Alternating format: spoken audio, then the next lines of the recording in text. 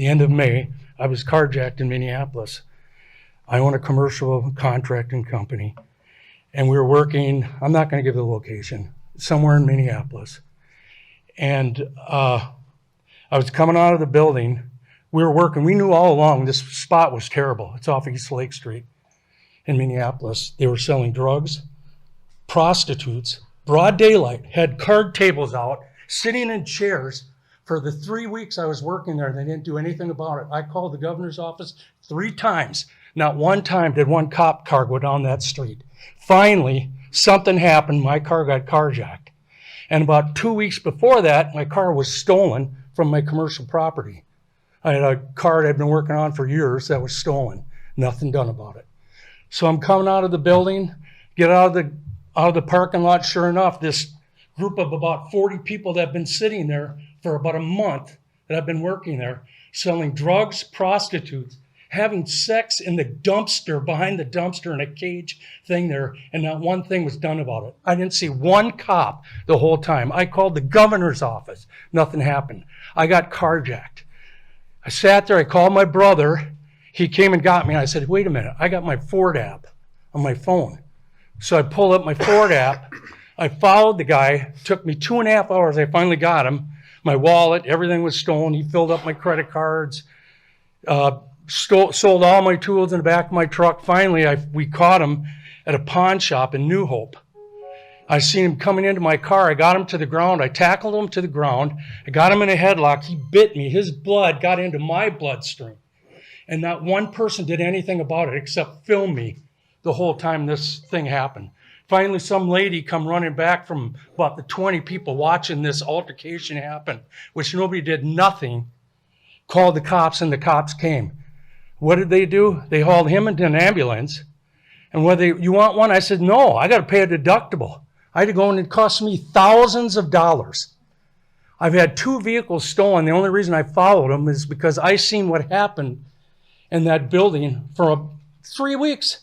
Not a thing was done. And while I was sitting in the cop car, while this was happening, they were coming up to the car and pounding on the windows as I was reporting to them. And she goes, I can't do a thing about it.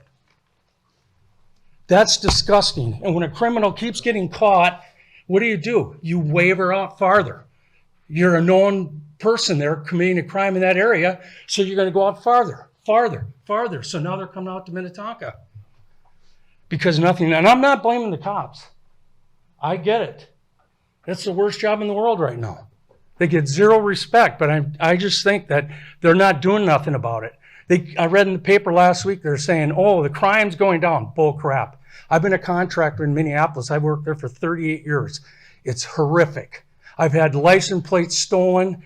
Every time I turn around in the area, there's a encampment coming up.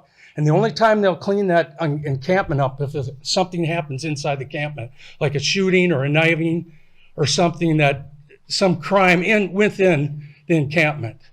They're not doing anything about it, and your governor's lying to you. I'm sorry. Well, it's a bunch of bull. I have three crimes committed on me within the last year. And the only reason I went after my truck, because I'm sure my insurance, I wouldn't even be able to buy insurance. Because I had one car they paid out, and every time I'd go to a city, because I followed them, you went pawn shop to pawn shop to pawn shop. Oh, we can't go there, that's Richfield. Oh, that's Bloomington. Finally, I just said, screw it, and I followed them. I seen them inside there. I put my brother's truck right behind them, and that was the only way you're going to get justice, is to fight back.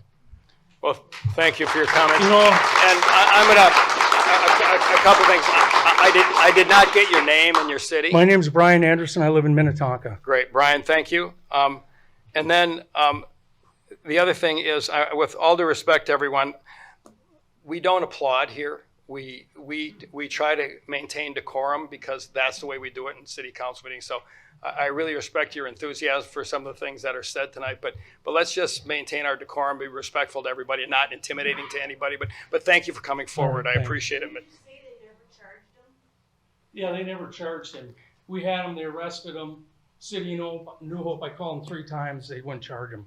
That's why you'll just go Right. out and do it again. Why I not? understand. That's, And my car was filled with busted crack pipes all over. It just reeked. we're not, you're not getting any argument here because All right. that's the I just had to experience. come up here. See you later. I appreciate it. Thank you.